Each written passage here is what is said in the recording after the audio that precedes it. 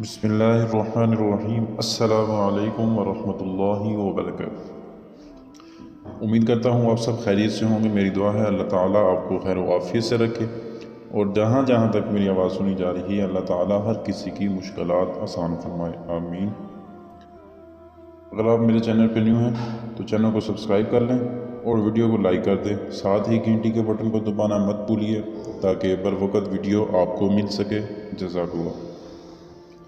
آج کا جو ٹاپک ہے ہمارا مسلمان کی میت، سنت نبوی صلی اللہ علیہ وآلہ وسلم، کافر کی میت اور ہندو دھرم یورپی عکس میں، ہندو دھرم عکس میں، اور جدید سائنس کیا ہے اس میں۔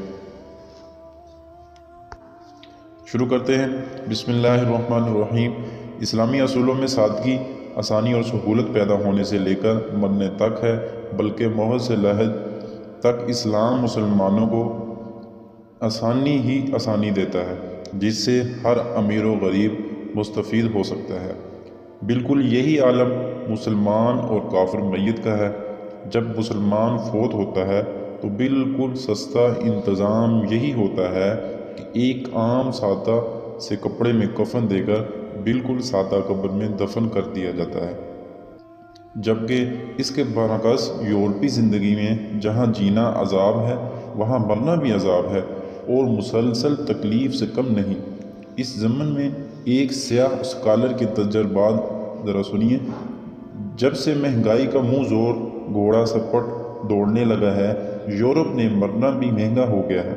اس مہنگائی کا عالم یہ ہے کہ جب تک پادری اپنی مکمل رسومات ادا نہیں کرے اس وقت تک میت کو دفنانا عذاب سے کم نہیں۔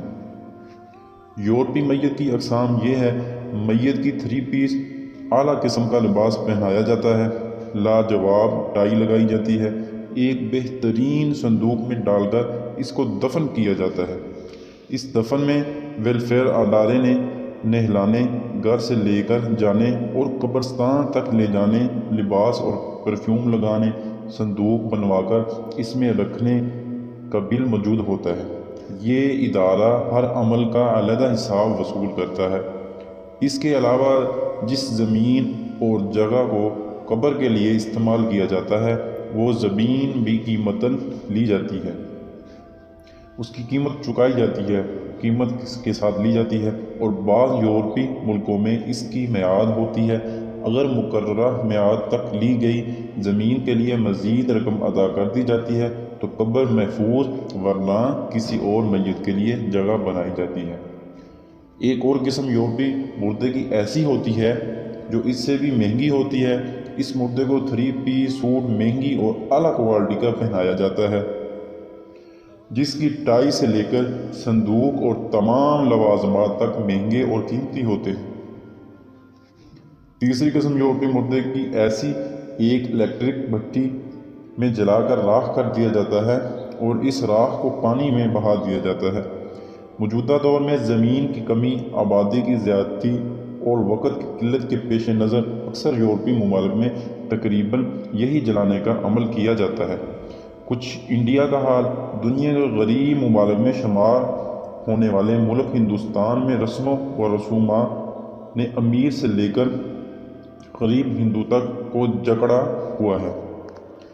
مالدار ہندو کی آرتی، پندٹ جی مہاراج کی حاضری، خالص مکھن کا گھی، بعض دفعہ پرتکلف بادام، روغن کا استعمال کرتے ہیں۔